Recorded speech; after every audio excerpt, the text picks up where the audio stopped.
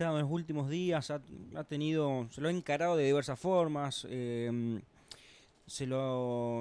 la parte de gremios, un tema que ha estado en vilo en la provincia de Entre Ríos, que tiene que ver con la obra social IOSPER. Como ya hemos informado, IOSPER está haciendo, bueno, tiene su intervención, ya esto hace unos 6 meses, poquito más, poquito menos, ya vamos a hablar bien de cuántos son los meses que lleva intervenida la obra social de los trabajadores estatales de la provincia de Entre Ríos. Se ha enviado un proyecto para crear una nueva obra social denominada OSER.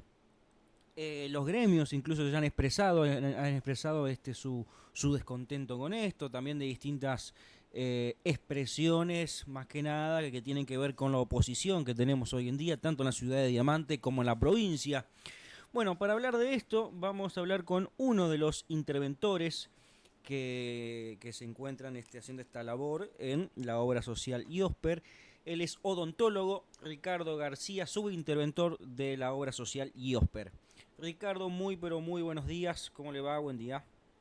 Buen día, muchas gracias por la comunicación. Saludos a todos. Bueno, ya es la segunda oportunidad que tengo de entrevistarlo. Esto fue la primera entrevista, fue hace un par de meses. Estaba por ahí, bueno, más que nada también debido a esto, después de este proyecto que se envió para crear lo que sería la obra social OSER.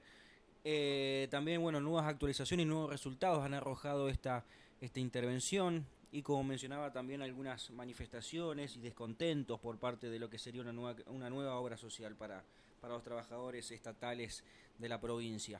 Bueno, vamos a comenzar con la intervención. ¿Cómo va ese trabajo y qué nos puede contar usted puntualmente de algunos resultados que se han arrojado, Ricardo? Bien, con respecto a la intervención, es un proceso, un procedimiento que está previsto en la ley de creación del IOSPER, del actual IOSPER. Es un proceso acotado que tiene unos fines bien específicos y tal como dice la ley no podrá durar más de 6 meses.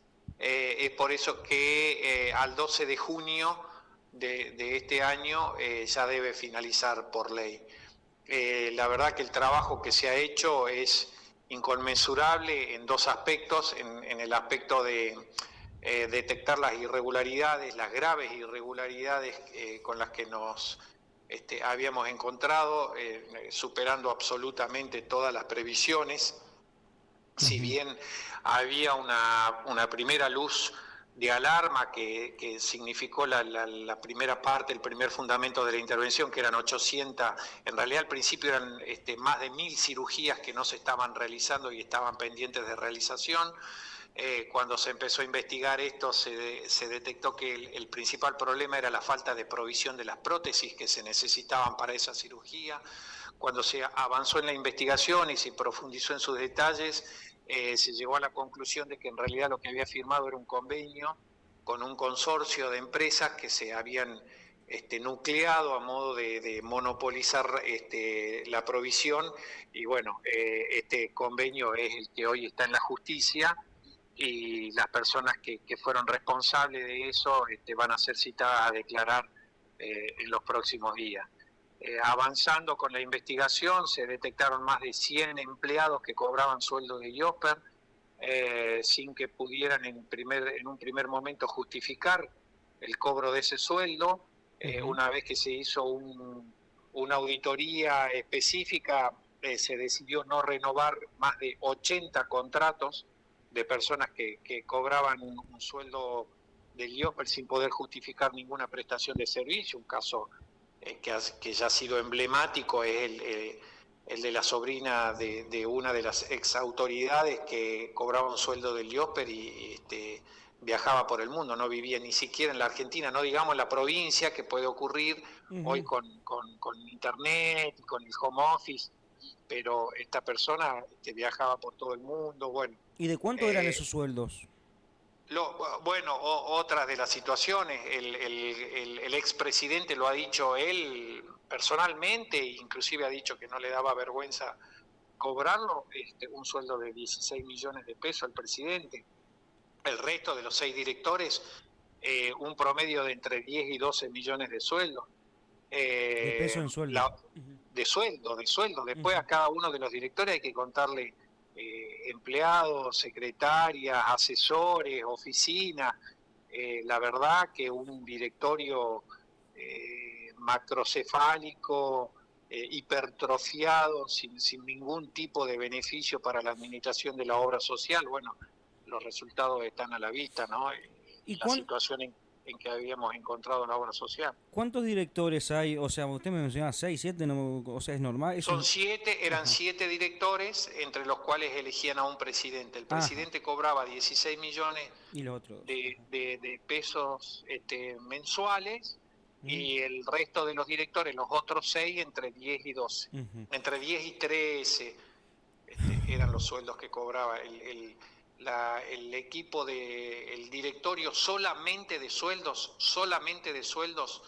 sin contar, repito, asesores, secretarios, choferes, etcétera, solamente de sueldo de los directores le costaba a la obra social más de 200 millones de pesos por mes.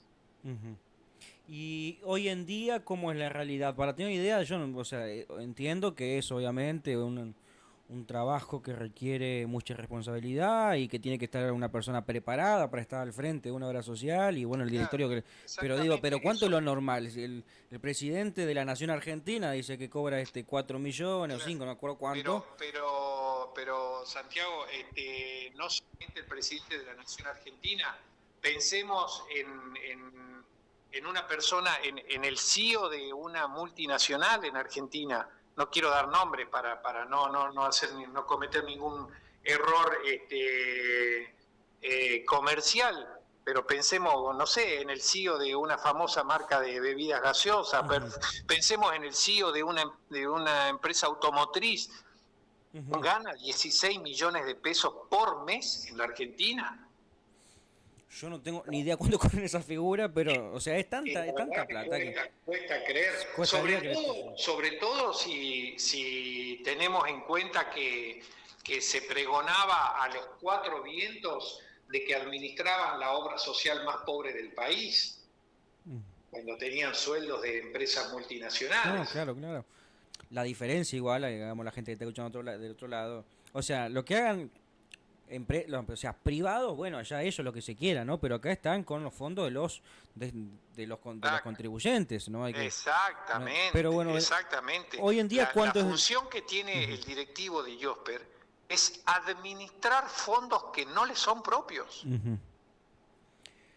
Hoy en día, ¿cuánto es lo que cobra el presidente y si tienen así, el directorio está conformado de esa manera?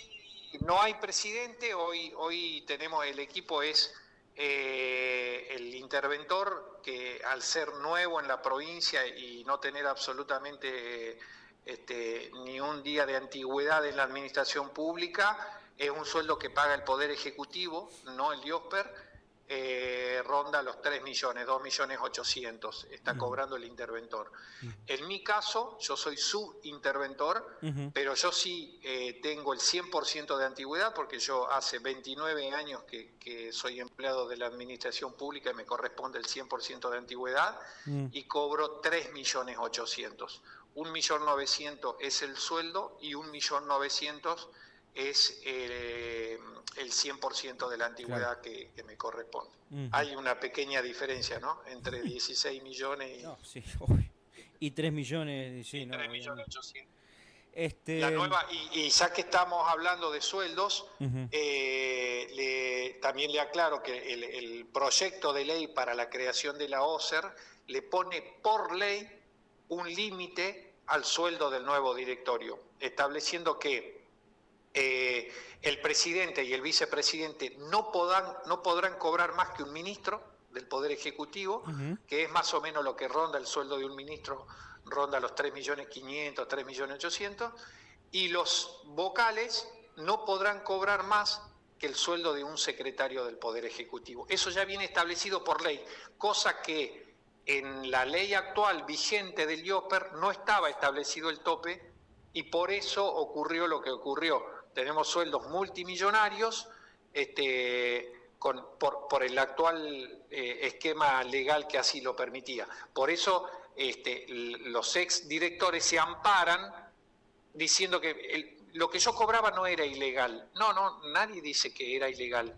Lo que sí era inmoral y además injusto.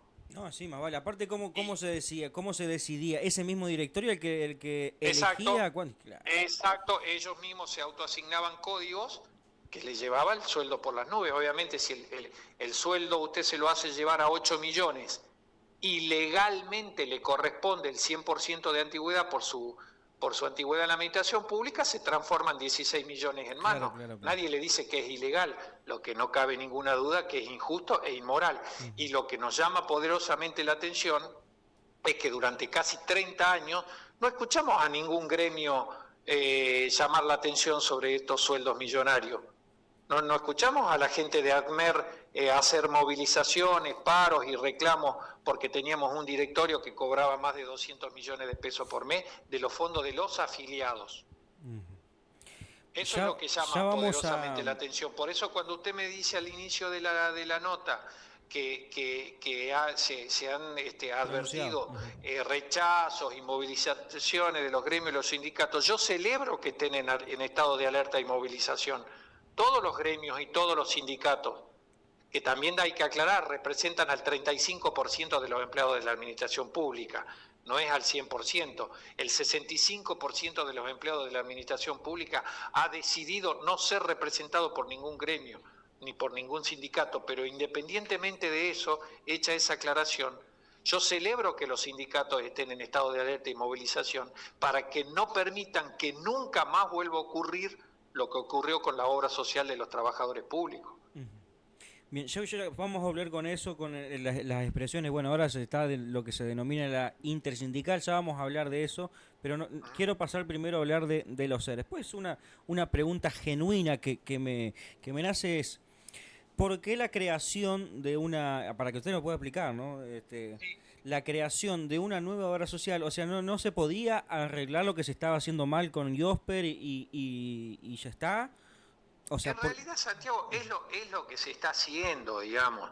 El primer capítulo, el primer artículo del proyecto de ley dice, artículo primero, créase la obra social de Entre Ríos, OSER, como una entidad de derecho público con autarquía administrativa y financiera, exactamente igual que el IOSPER, con domicilio legal en la ciudad de Paraná, etcétera, sucediéndolo a título universal, es decir, la nueva obra social lo sucede al IOSPER en todos sus derechos y obligaciones. Inclusive se hace una mención taxativa al patrimonio, al personal, porque hay mucha preocupación y mucha inquietud con respecto a los empleados del IOSPER, a los afiliados, a los contratos y a los fondos existentes. En realidad la idea, por supuesto que este proyecto de ley viene a modificar lo que estaba mal en la ley del IOSPER, y la idea de poner otro nombre es para marcar fuertemente que nace una nueva entidad con principios de administración claramente establecidos en el proyecto de ley, donde hay que hacer una ejecución presupuestaria responsable, donde toda la administración tiene que ser pública y puesta a consideración del 100% de la ciudadanía entrerriana. En el artículo 26 se habla de la transparencia activa, donde se le pone un límite a los sueldos de los funcionarios. Amerita el cambio estructural que se hace para mejorar todo lo que tenía la ley del IOSPER, que tenga un nuevo nombre. Sin embargo, por supuesto que el solo cambio del nombre no va a mejorar las cosas, ¿no? Comprendo, es como para desprenderse totalmente y que quede el mensaje de que, bueno, borrón y cuenta nueva, vamos de vuelta, pero cuidando entonces... Exactamente. Bien. Resguardando, borrón y cuenta nueva, resguardando todos los compromisos asumidos por el IOSPER, porque la nueva obra social lo sucede a título universal, resguardando los derechos de los trabajadores, resguardando los derechos de los afiliados, resguardando los compromisos asumidos con los prestadores. Bien, ¿cómo son las... Para tomar dimensión de cómo son los ingresos que tiene la obra social, ¿no? Esto se hace un descuento, es un porcentaje de cada sueldo de trabajador, ¿no es cierto? Si vos no tienes Por ahí Y en eso para no va a contar eso. Uh-huh. en eso no va a cambiar absolutamente nada la nueva obra social, porque en ese aspecto el proyecto de ley es exactamente igual a la ley vigente. ¿Qué quiere decir? Los ingresos del IOSPER se componen de varios rubros, pero los rubros principales, por supuesto, son los aportes que hace cada afiliado y la contribución que hacen los poderes ejecutivos, porque no solo es el Poder Ejecutivo provincial, sino también los municipales que están adheridos, por cada uno de los empleados hace una contribución. El porcentaje, hoy actualmente el porcentaje de aporte que hace el empleado es el 3% de su sueldo y la contribución que hace el Poder Ejecutivo por cada uno de los empleados es el 6% de la nómina salarial. Hay que desmentir categóricamente que el nuevo proyecto de ley posibilita o habilita la posibilidad de que se hagan aportes diferenciales de acuerdo al nivel de ingreso. Eso es una falacia absoluta, una bandera que han tratado de agitar los sectores en los cuales están siendo tocados sus intereses particulares para crear inquietud, para crear miedo. De hecho, los legisladores tienen en sus manos la posibilidad de modificar el actual texto, por supuesto, como se hace con cualquier proyecto en su tránsito legislativo, y poner explícitamente que el aporte será exactamente el mismo para el mayor sueldo de la provincia como para el menor, en grados porcentuales. Siempre el 3%, claro. Claro, o sea, para todo el mundo el 3%, sí, aunque gane 5 millones, aunque gane 1 millón, es el 3% de su sueldo. Y además también aclarar que el nuevo proyecto bajo ningún punto de vista le quita el sistema solidario, la condición de solidaridad. ¿Qué significa? El que más gana, más aporta, el que menos gana, menos aporta, pero todos tienen exactamente la misma cobertura. Bajo ningún punto de vista, porque inclusive el nuevo proyecto es igual a la ley vigente. Aún así, como son cuestiones que han querido agitar estos sectores interesados, los legisladores están dispuestos, y seguramente así lo van a hacer, porque además están en todo su derecho, como es el órgano que dicta las leyes, van a poner en el texto de la nueva ley explícitamente el principio de solidaridad que quede explícito, donde el que más gana más aporta, el que menos gana menos aporta, pero todos reciben exactamente la misma prestación. Bien, estamos en comunicación hoy con Ricardo García, quien es subinterventor de la obra social IOSPER. Hablemos de lo que son estas manifestaciones. Usted habló recién de intereses que pueden llegar a tener. ¿A qué hace referencia y por qué cree que hay una firme postura al rechazo a esta nueva obra social y a los nuevos y lo que sería una nueva forma de ser operativa? ¿A qué le atribuye ese rechazo o esa oposición? Yo no voy a hablar por parte de las personas que hacen o de los gremios o de los sindicatos. Yo puedo dar mi parecer. Acá lo que se están tocando son espacios de poder que simplemente significaron eso y nada más que eso. Acá había 7 directores que llegaban a través de una puja electoral entre los sindicatos de cada agrupación, ocupando una silla en el directorio, no solamente recibiendo sueldos millonarios, sino también una cuota de poder que después en cada uno de las localidades, de los municipios, de las comunidades se hacía sentir, porque acá para poder obtener una prestación, una mejora, un beneficio, un trámite, una averiguación, había que recurrir al delegado de ese gremio o de ese sindicato, que a su vez tenía un representante en el directorio. Son todos espacios de poder que pierden estos sectores, y es por eso que hacen este tipo de manifestaciones tan ruidosas. Bueno, no nos olvidemos que yo de ninguna manera quiero subestimar el grado de representatividad que tengan los gremios o los sindicatos en esta cuestión, pero la primer marcha de la intersindical tuvieron que contratar la barra brava de un equipo de fútbol para que haga ruido y toque los tambores. Entonces, nosotros nos explicamos, si la representación es genuina y si la preocupación es genuina, ¿por qué no tenemos a los afiliados que no están representados en ningún gremio o en ningún sindicato? De hecho, cuando usted abre los portales de noticias, cuando ingresa a los comentarios de cada una de las noticias, se ve muy poco apoyo del público general a este tipo de reclamos. Y se desvirtúa el reclamo y el tipo de manifestación cuando no solamente desde el Poder Ejecutivo, que fue el autor y el presentador del proyecto, sino también desde el Poder Legislativo, se le dice, bueno, acerquen las propuestas. ¿Cuáles son las cosas que le preocupan? Porque el proyecto puede ser mejorado, enriquecido. Y hay una actitud de lucha, de controversia, que les impide llegar a ese diálogo y a ese acuerdo.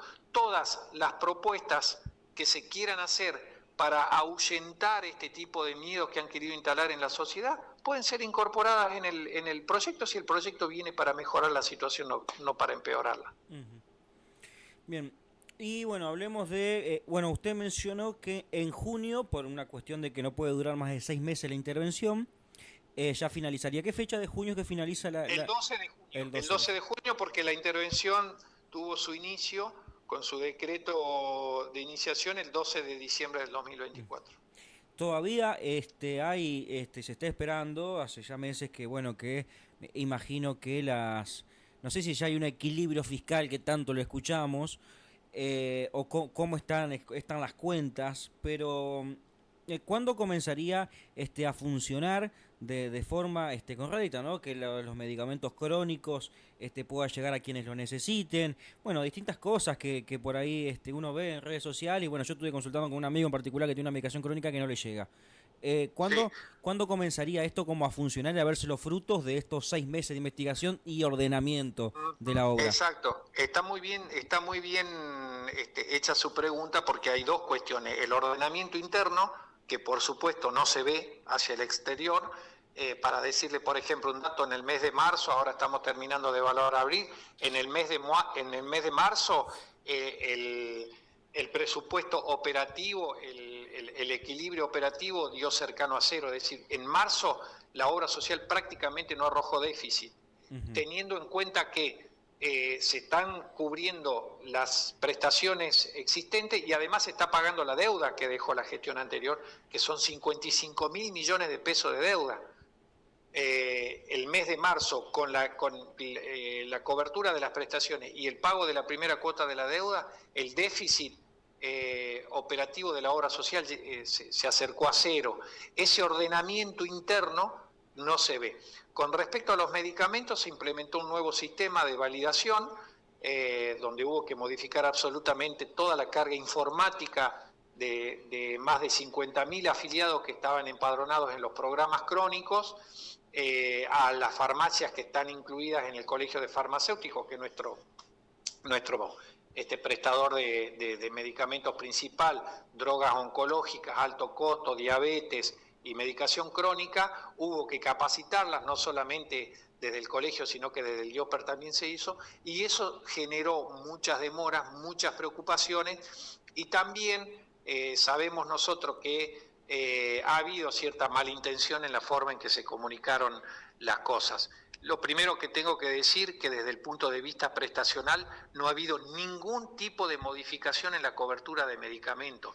Los planes que cubrían medicamento al 100% van a continuar al 100%. Los que tenían su descuento del 40% no solamente van a tener el descuento del 40%, hay algunos medicamentos en los cuales se amplió la cobertura de descuento. Los planes que estaban al 70% van a seguir al 70%, el plan materno-infantil, plan buena leche, diabetes, etcétera, etcétera. Lo que ocurre es que cuando el afiliado va con la receta a la farmacia o va a retirar parte de su medicación crónica que venía retirando, si la farmacia no está bien capacitada, el empleado no está bien capacitado, lo quiere validar por el sistema anterior y ahí aparecen los errores. Mensajes como que el afiliado está dado de baja, como que el programa no existe más, como que el descuento ya no se hace. En realidad no es una decisión prestacional, sino lo que está pasando es una demora operativa en terminar de pasar el universo de afiliados de IOPER al nuevo sistema de gerenciamiento de medicamentos. Eso nosotros creemos que en los próximos días va a estar totalmente resuelto. Estamos en comunicación permanente con el área de farmacología. Nos han informado el día viernes que más del 70% de los afiliado ya estaba empadronado en el nuevo sistema, estamos trabajando con las nuevas droguerías, a la farmacia se le habilitaron 2 líneas telefónicas las 24 horas para que hagan todas las consultas con el sector de farmacología para resolver los problemas, así que eso ha sido una situación coyuntural, eso no es una decisión que se ha tomado de hacer ningún tipo de recorte, como han querido vender estos sectores que se oponen a los cambios. Los proveedores tienen... ¿Cómo se los elige? ¿Cómo se les selecciona? O sea, dicen, bueno, a ver, vamos a priorizar, no sé si hay droguerías, entiendo que sí, que debe haber droguerías que se puedan trabajar, que sean aquí, que sean de la provincia de Entre Ríos. ¿Cómo se selecciona a los proveedores, o por lo menos mayoritarios de la obra social? Claro, perfecto. En lo que respecta a medicamentos, materiales descartables y otro tipo de insumos médicos, por supuesto que la primera decisión que toma la intervención es dejar de lado a aquellas empresas que fueron parte del caos en el que se encontró la obra social. No se puede seguir trabajando con empresas que como mínimo han tenido cierto grado de connivencia con las autoridades anteriores y ya sea por desidia, por impericia, por negligencia, han permitido que la obra social llegue al estado caótico en el que se encontraba. Se hubo que contratar otro tipo de empresas, se hicieron los llamados a licitación, se hizo el expediente como corresponde, se obtuvo el aval de la Comisión Fiscalizadora Permanente y se contrataron droguerías. Acá hay una cosa muy importante para decir, los laboratorios farmacéuticos que fabrican los medicamentos, la industria, como se dice en el ámbito, las grandes droguerías, por supuesto que son empresas que tienen su radicación en Buenos Aires o en otra provincia, no necesariamente en Entre Ríos. Las droguerías que actualmente están proveyendo al IOPER a través del nuevo convenio que se firmó, son droguerías que proveen a la totalidad de las obras sociales provinciales del resto del país, al PAMI inclusive, y en cada una de ellas, por supuesto, se hizo la cotización y la puja de precios como corresponde y se han obtenido los descuentos, muchísimos mayores descuentos con respecto al precio de venta al público que tenía la gestión anterior. Eso es también lo que está permitiendo que la obra social genere miles de millones de pesos de ahorros mensuales en medicamentos, lo que va a permitir sanear de alguna manera en el corto plazo la situación económica y financiera de la obra social. ¿Es así como se la mencionaba a IOSPER, una de las obras sociales más pobres del país? ¿Cómo es con relación a funcionamientos de otras obras sociales de trabajadores estatales de otras provincias? ¿Cómo lo ve usted? Si tenemos en cuenta los sueldos que cobraban los directivos, no parecía la obra social más pobre del país, ¿no?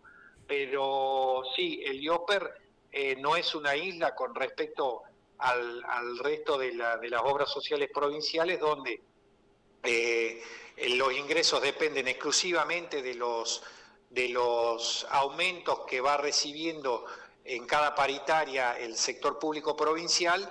Esos son los ingresos acotados a esa realidad y los egresos tienen que ver con variables que muchas veces no se manejan, como es la inflación, el aumento de los medicamentos, la evolución que van teniendo los precios.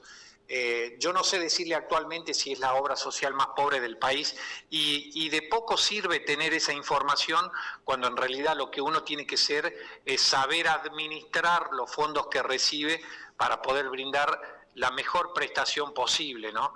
Y eso tiene que ver no solamente con signos, con actitudes, como por ejemplo saber administrar de manera austera la obra social, por ejemplo en lo que tiene que ver con sueldos de los directivos, y también ser eficiente, ágil y transparente a la hora de contratar los servicios prestacionales.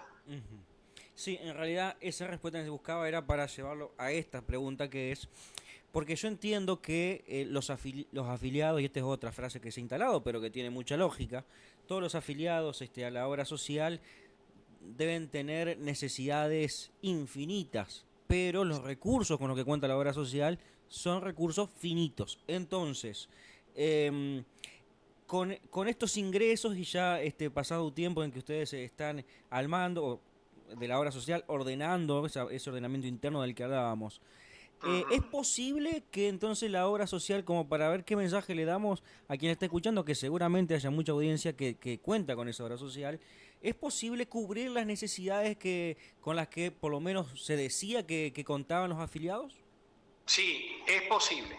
Con una administración eficiente y transparente es posible dar cobertura. Nosotros tenemos en la República Argentina tenemos una superintendencia de servicios de salud que elabora año a año y actualiza un programa asistencial que se llama Programa Médico Obligatorio, que sus siglas son PMO. Si bien las obras sociales provinciales no están vinculadas de manera obligatoria con ese programa, es una excelente referencia para determinar cuál es el piso de prestaciones que la obra social tiene que darle a los afiliados. Una buena administración austera, transparente, eficiente, responsable, puede hacer que con los recursos con los que cuenta la obra social, dar una prestación como mínimo de la que está establecida en el programa médico obligatorio de la Nación, y a medida que se va mejorando la performance financiera de la obra social, ir mejorando las prestaciones. Pero sí es posible brindar un buen servicio de salud ágil, eficiente, básico, transparente, con los recursos con los que se cuenta. Y por último, yo le agradezco muchísimo, Ricardo, estos minutos que nos ha dedicado para explicarnos de una manera muy sencilla cómo se está trabajando con la obra social. Y bueno, veremos cómo va el proyecto de OSER.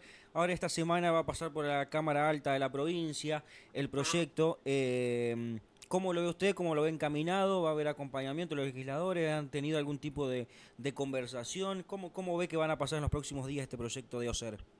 Yo lo que he visto de los legisladores de la Cámara Alta, de los senadores, muchísima responsabilidad. Hemos estado permanentemente brindando todo tipo de información. Esto lo quiero resaltar porque no solamente de los senadores que pertenecen al oficialismo, sino también especialmente a los senadores de la oposición, que han estado permanentemente recabando información, trayendo inquietudes, haciendo propuestas, escuchando a los distintos sectores, para tener absolutamente toda la información que necesitan para al momento de dar un dictamen.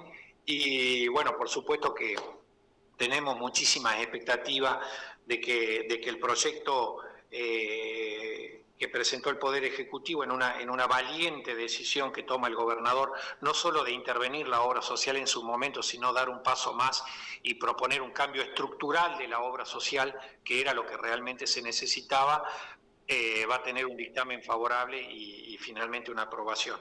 Y bueno, y después seguirá su transcurso legislativo, camino a la Cámara de Diputados, donde bueno, también pasará por otro proceso seguramente de revisión o aprobación. Pero tenemos la expectativa de que por el grado de responsabilidad con el que hemos visto actuar a los senadores y el grado de disposición que hay a la apertura y al diálogo y toda la información que se nos ha solicitado, se la hemos brindado, que el proyecto va a tener un resultado favorable. Muy bien. Ricardo, le agradezco mucho estos minutos, seguiremos estando en contacto y en comunicación, agradeciéndole la buena predisposición siempre. Muchísimas gracias. ¿Algo más que quiera mencionar a la audiencia aquí de la ciudad de Diamante y alrededores? Sí, por supuesto. Primero, agradecerles a ustedes por permitirnos ser una vía de comunicación. Segundo, decirles a los afiliados al IOSPER que la nueva obra social va a ser una mejor obra social, que no se dejen engañar por estos sectores que están viendo cómo se menoscaban sus privilegios que han mantenido durante décadas. Los planes prestacionales no van a disminuir, la obra social va a seguir siendo solidaria, los directivos van a tener un límite en los sueldos que van a cobrar, la nueva obra social va a tener obligación por ley de publicar en tiempo real en un sitio web de acceso público toda la información relacionada con su administración. Vamos a profesionalizar al recurso humano del IOSPER, que hace décadas no recibe cursos de capacitación. Vamos a mantener todas y cada una de las delegaciones que hay en el interior de la provincia. No existe ninguna intención de cerrar o acortar el número. De hecho, todo lo contrario, estamos trabajando para ampliar en aquellas zonas geográficas donde se necesita nuevas delegaciones, poner nuevas delegaciones. La obra social va a volver a los afiliados, que es a quienes les pertenece. La obra social no le pertenece a un gremio, no le pertenece a un sindicato. La obra social le pertenece a los afiliados y se la vamos a devolver a los afiliados, como dijo el gobernador. Muchísimas gracias, Ricardo. Hasta cualquier momento. Tengo un excelente comienzo de semana. Gracias igualmente para ustedes. Bueno, ahí pasaba el odontólogo Ricardo García, quien es subinterventor de la obra social IOSPER. Bueno, haciendo contándonos los detalles de cómo va la intervención de la obra social de los trabajadores estatales de la provincia de Entre Ríos, mayormente. Y y hablando de esto, de cómo será la mirada, si se aprueba lo que será la nueva creación, que uno entiende por lo que va mirando, lo que va leyendo, que es muy factible de que se convierta en OSER.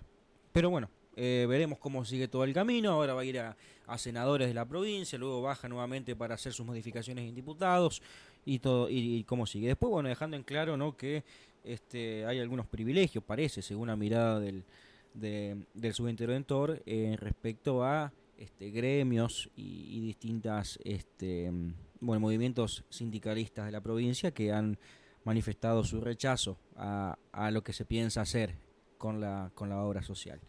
Veremos cómo continúa todo. Le agradezco mucho a Ricardo García y a Alejandra, que me ha facilitado todas estas entrevistas para poder realizarlas. 11 de la mañana con 52